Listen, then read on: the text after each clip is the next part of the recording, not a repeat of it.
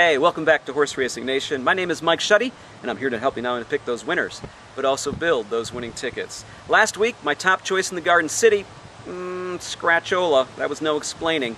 But my next two came in 1-2. I'm not going to try to claim victory here. Let's go onward and forward as we approach the Breeders' Cup here. 6 weeks to go now. Next Saturday at Belmont Park, several Grade 1 races being served up. And then the weekend after that, October 9th, we move it to Keeneland, and they take center stage. We're going to cover for this Saturday the Super Derby, which will be Jared Horrick deciphering that one for you. And I'm going to be covering the $1 million Pennsylvania Derby here, breaking it down for you. It's a 1.1 miles on the dirt surface, and that's to be run at Parx Racing. Who knew? And it was formerly Philadelphia Park, and before that, for those who've been around a while, Keystone. Now, big shout out to my pals in Philly, a place where I actually used to have a real job. And I want you guys to go out to that turf club there and bet this race. It's a good one.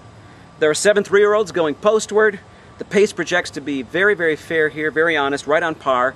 The early leaders will be number 1, Xi, and of course number 6, First Dude. Both of these horses will be taking a lot of money, but I don't see either one of these in the win spot in the end. Xi has a lot to prove to me. Got to prove that he can run on dirt. I don't really count the Mountaineer race. Those speed figures tend to be a bit overinflated. But I do see First Dude. This is a very tenacious type horse. Could be there at the end, maybe for a minor prize. Let's keep an eye on First Dude for sure. Now, number 4, Little Warm, is a very deserved favorite here, very deserved win contender. That 1.25 mile distance that he ran last time in the Travers, just way too much for him. The 1 1/8 suits him really well, loves the dirt, and he's going to be stalking those 2 early leaders, so in perfect position. I give this one a really big shot to take all of it here. And maybe at a little bit of a price here. I wouldn't take anything less than 3-1, however. The other contender and my top choice in this race is number 5, Morning Line. Don't be fooled by his running lines, though. This is really the way this energy distribution is of this horse. Really an off-the-pace type.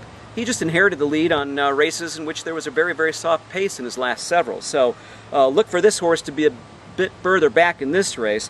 A lightly raced Zito Charge, I think he's ready to have room to improve again. And I believe that the race sets up really perfectly for him. So, top choice here. I'm going to bet him to win here. Make sure you get at least 5-1 odds on this one. You know, maybe I'd take 9-2, but certainly nothing less than that. And then let's do a saver. Let's put the 4 over the 5 in an exacta saver.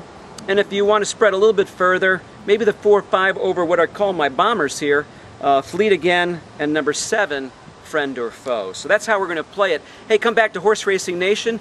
Vote for your favorite horse running today. It's easy to do. It's right there on the home page. And look for more racing and plays of the day from Jared Horrick and the rest of the folks contributing. Please contribute yourself as well. And until next week, go fast and win.